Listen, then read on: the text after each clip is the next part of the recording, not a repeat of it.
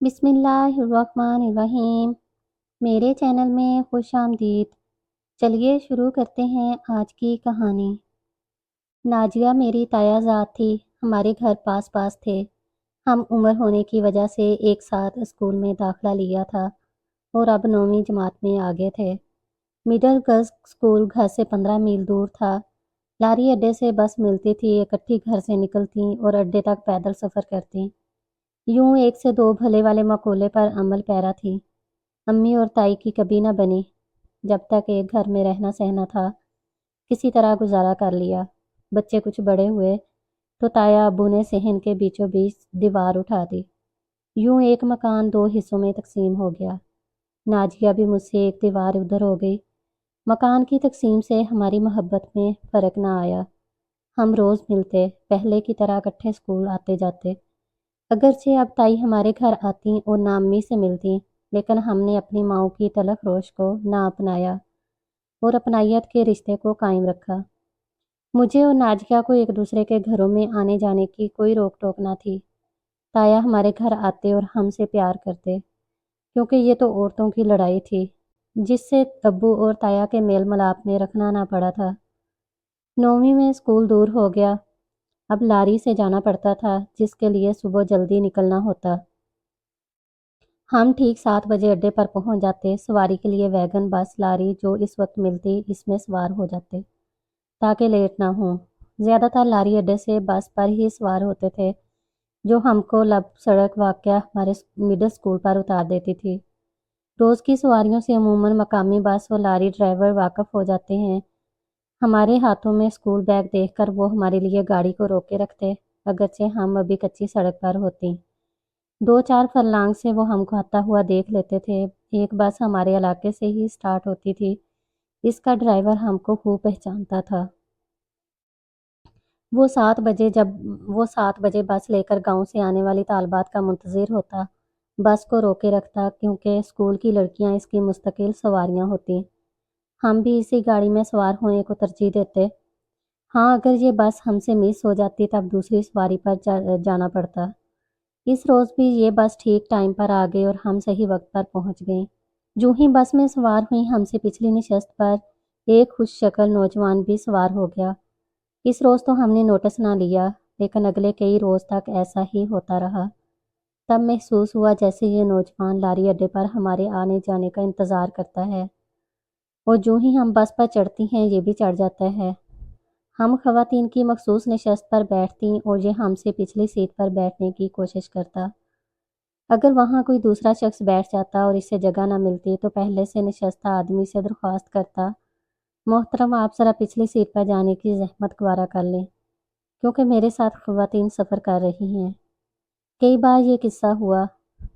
تب میں چوکنی ہو گئی کیونکہ اس کے ساتھ کوئی خاتون سوار نہ ہوتی تھی۔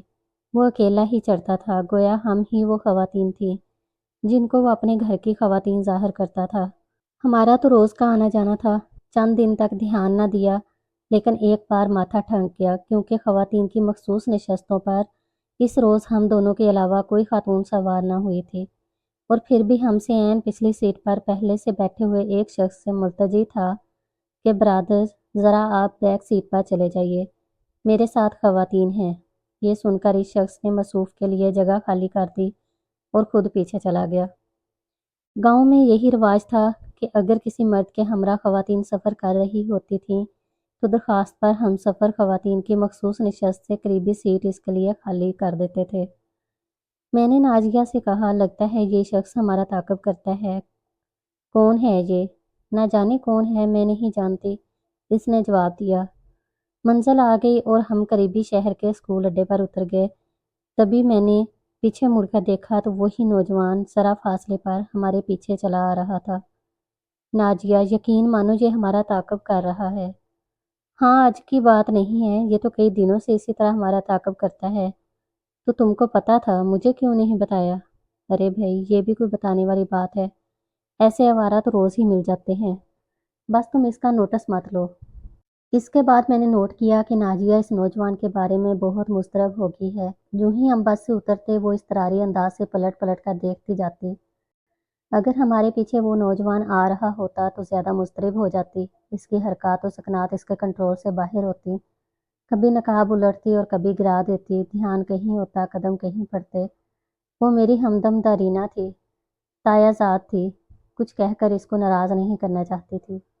اسی طرح جان گئی تھی کہ یہ شخص ہمارا تعاقب کرتا ہے، لیکن وہ خود احتجاج کرتی اور نہ مجھ کو کچھ کہنے دیتی۔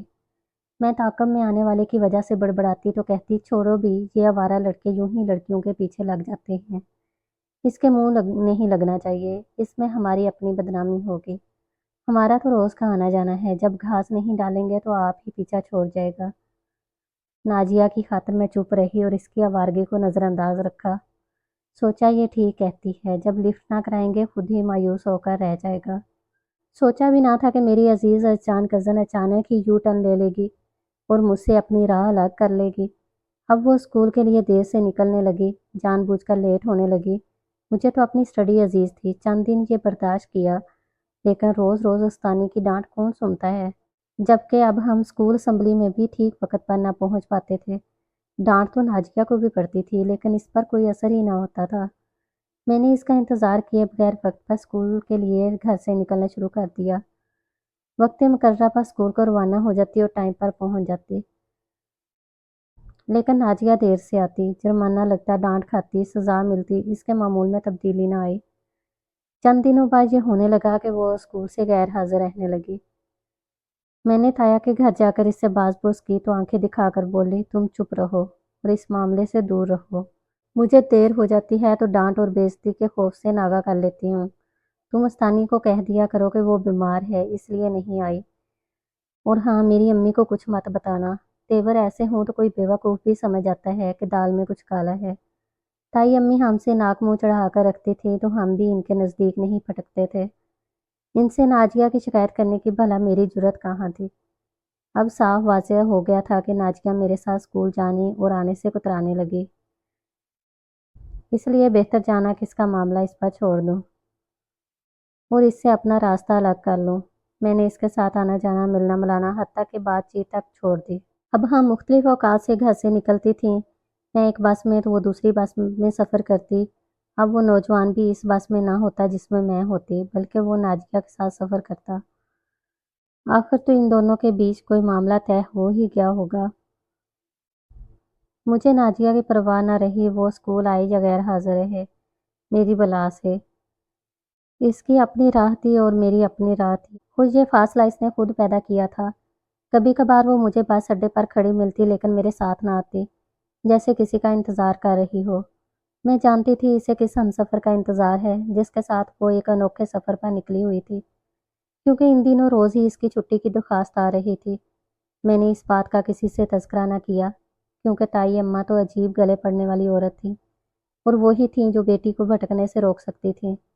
تاہم مجھے فکر اور پریشانی ضرور تھی کہ اگر وہ کسی بدمعاش کے ہتھے چڑھ گئی تو نہ صرف خود کو نقصان پہنچائے گی بلکہ ہمارے خاندان کی عزت بھی خاک میں مل جائے گی۔ ایک بار میں نے دیکھا کہ وہ اسی نوجوان کے ساتھ کار میں بیٹھی جا رہی ہے۔ یہ کار عین میری نگاہوں کے سامنے سے گزری تھی۔ میں بس میں کھڑکی کے پاس بیٹھی تھی، آنکھوں سے دیکھا تو یقین ہو گیا ناجیہ غلط راہ کی مسافر ہو چکی ہے، اور اس کا ہمسفر بھی وہی ہمارے تعاقب میں آنے والا نوجوان ہے جس کے بارے میں مجھے اندازہ تھا کہ وہی ہوگا۔ وہ اسکول کے بہانے گھر سے نکلتی اور اس کے ہمراہ گھومتی پھرتی۔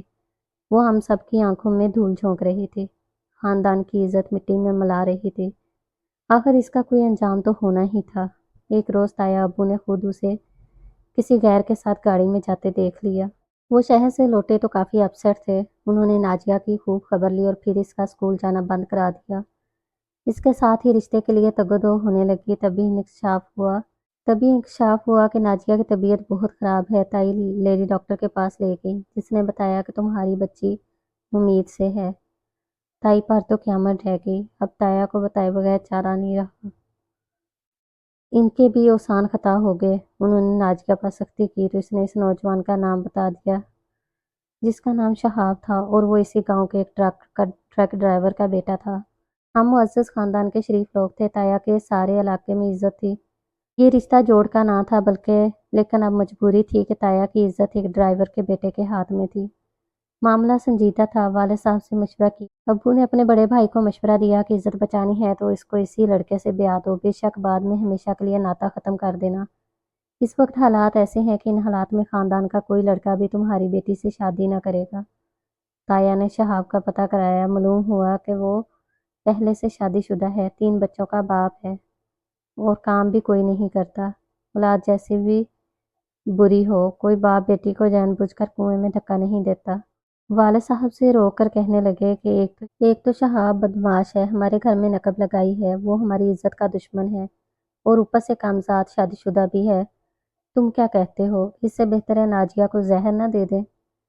अपने भाई की मजबूरी पर अब्बू की आंखों में आंसू आ गए, क्योंकि ताया भी रो रहे थे। अब्बा ने कहा, आंखों देखी मक्खी कोई भी नहीं निकालता, फिर भी तुम भाई हो, तुम्हारी मजबूरी पर कलेजा पिसीजता है। मैं अपने बेटे को राजी करके निकाह कराए देता हूँ, बाद में देख लेंगे। अभी तो बदनामी की तलवार ऐन सर के ऊपर लटक रही है। कोई चारा न था। अब्बू और वालिद की इज्जत तो एक थी, मगर बदनामी होती तो सभी के मुंह पर कालक लग जाती। नाजिया को मौत के घाट उतारने का भी किसी में हौसला न था। वालिद ने ये राज सीने में छुपा लिया कि इनकी बदबख्त भतीजी उम्मीद से है। वालदा और भाई को न बताया और झटपट भतीजी का निकाह मेरे भाई अरसलान से पढ़वा दिया, जो अभी बीएससी का तालिब इल्म था। वो वावेला करता रह गया कि अब्बू आप क्या कर रहे हो, क्या हो गया है आपको, क्यों इस कदर जल्दी पड़ गई है, मुझे तालीम तो मुकम्मल कर लेने दें। वालिद साहब ने एक न सुनी, कहा कि बस हमारी मानोगे, तालीम मुकम्मल होती रहेगी। दरअसल तू वो ख़ानदान की इज्जत बचा रहे हो जिसके लाले पड़े हुए थे। नाजिया शादी होकर हमारे घर आ गई। ताई भी घुटने टेक देने पड़े ताई को भी घुटने टेक देने पड़े। इनका सारा गुरूर खाक में मिल गया। अम्मी से झुककर मिलने लगी और मेरी माँ हैरान थी कि ताई को क्या हो गया है। ये मौजज़ा हुआ कि बेटी का रिश्ता भी दे दिया और अब गुलाम बनी जाती है। वो तूफान जिसकी अभी आहट ही सुनाई दी थी टल गया। नाजिया ने सुरता वो तूफान जिसकी अभी आहट ही सुनाई दी थी टल गया। नाजिया अब सुरता थी, मगर एक लफ्ज़ न बोल सकी थी। इसका किया सभी ने भुगता था।